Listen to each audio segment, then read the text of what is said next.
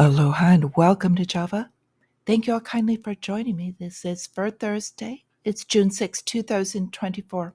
There is a lot to cover today, but first I would like to thank everybody that joined in on the Discord yesterday. Thought it was wonderful. We are having open discussions live on Discord on Wednesdays.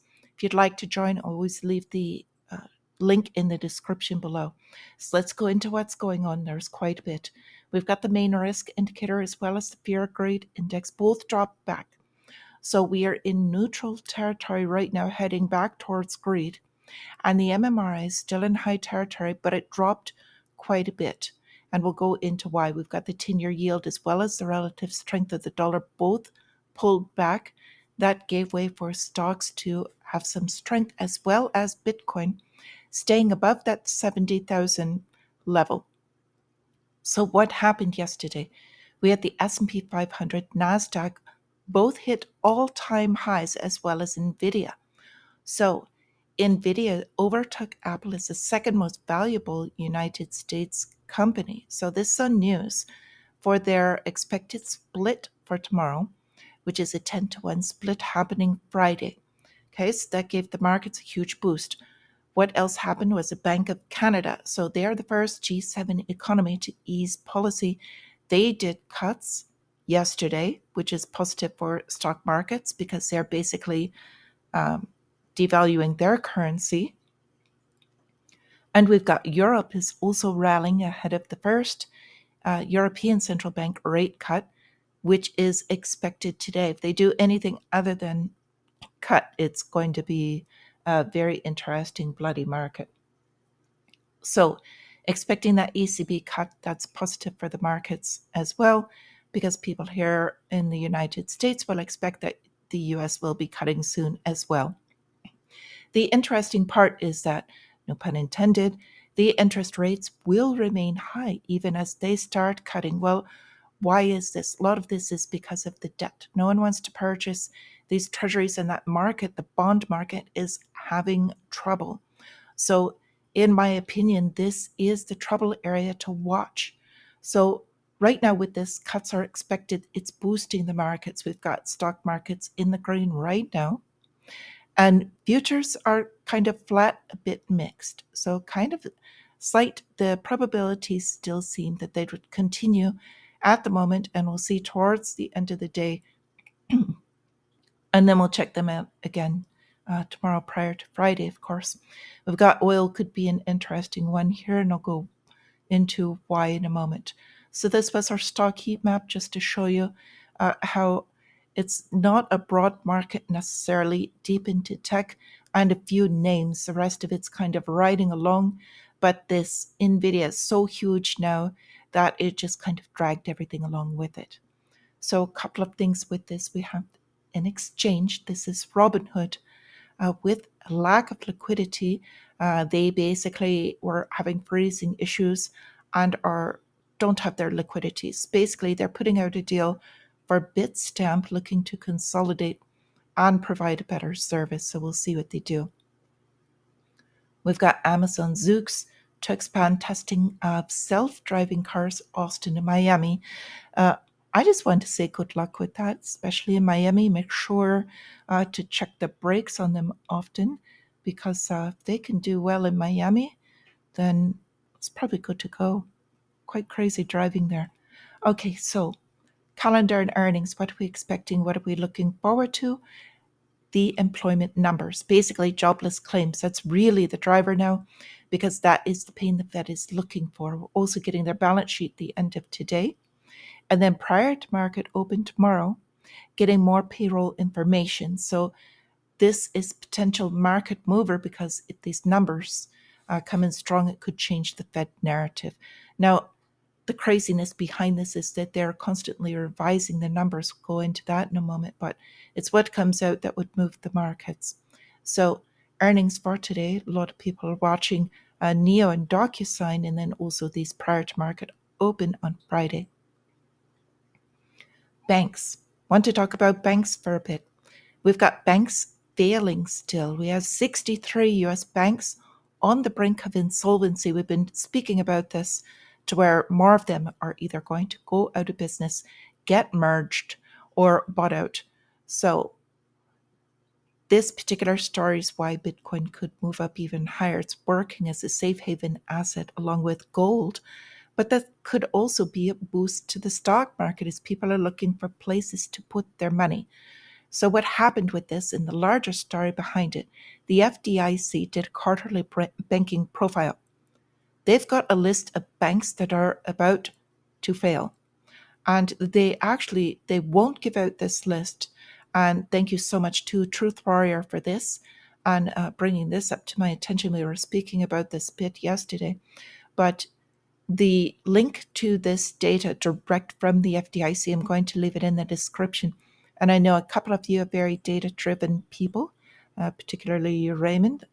Thank you, my friend. If you want to take a look at this, could be very interesting to look at which ones are underwater from the loans and high interest rates, which is soaking these banks.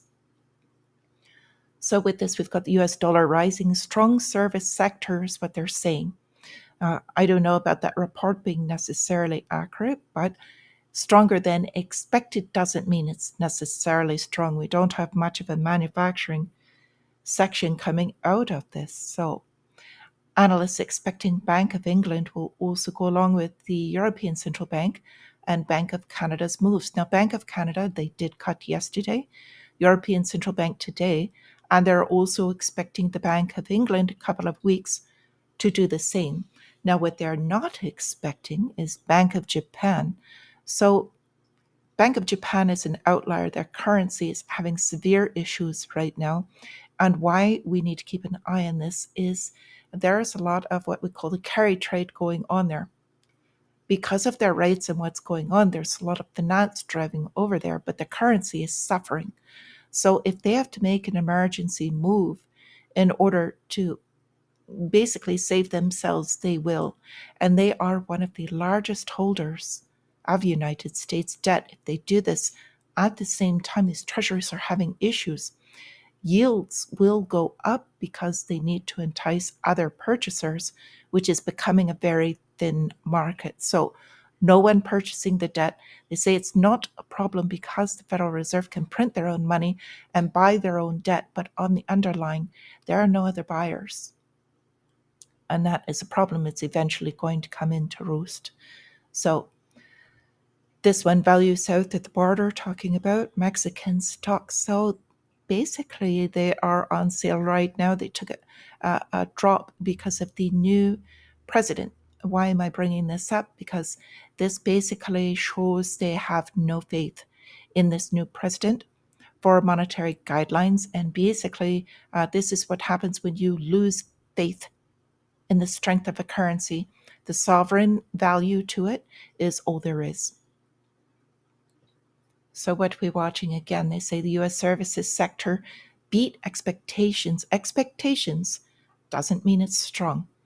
US payroll gains not as robust as reported.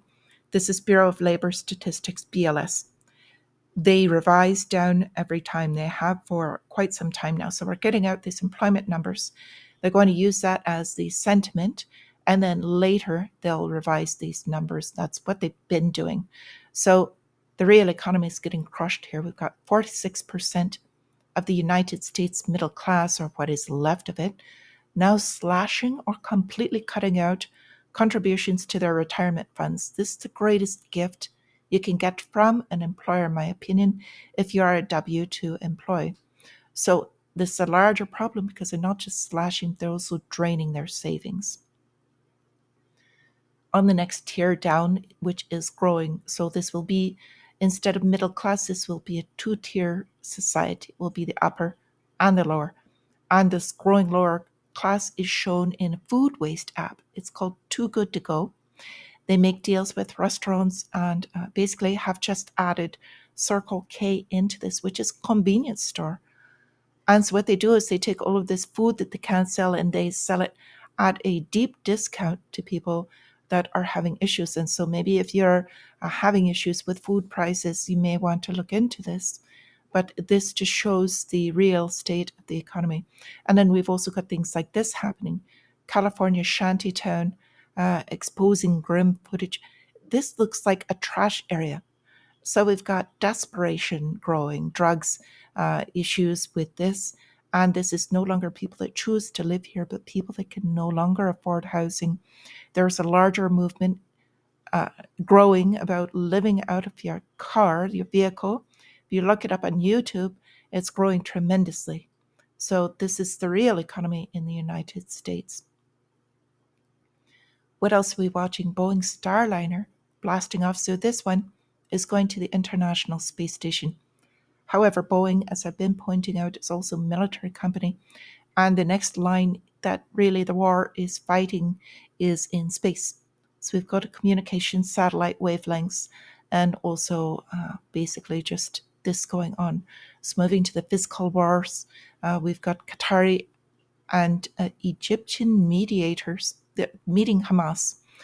So between Hamas and Israel, they want to have a hostage release and then a ceasefire deal. If this happens, oil will drop very rapidly. I don't know how deep. I'm showing a couple of levels there. 65, 64, 65 is possible. But it will have a very short period drop, probably a recovery after that, but on that military industrial complex, if that soothes. However, just want to make you aware of that. So we've got New York Fed officials telling the bond market to get ready for central clearing. This is not for a few months and over the next year or so, but this will be increasing in another issue. So with the bond market, especially with the troubles that are going on, this could become a scapegoat for what is coming down the road. We've got banks driving to tokenize assets, moving slower than expected. Eventually, they will be tokenizing everything this is to put it on the trade values, basically get it on that chain. So, with all of this, not financial advice, but just want to make you aware of some of the larger things going on that could be moving markets depending on where you're positioned and how you can prepare yourself for this. So, with this, got another thing about growing that I would like to bring up. This is actually a tree, elderberries. These are wonderful. So they're alkaline and they're very healthy and they're very tasty actually. So if you don't have elderberries, very cool plants, very low maintenance. You can make wine out of them, and these are all of the benefits that they have. One of the larger ones, boosting the immune system, very, very strong immune booster. If you've seen Sambuco, it's a derivative of these, and then also anti-cancer. So with this, I wish you all a great day, green day if you're trading. Until I see you again, my friends, stay free.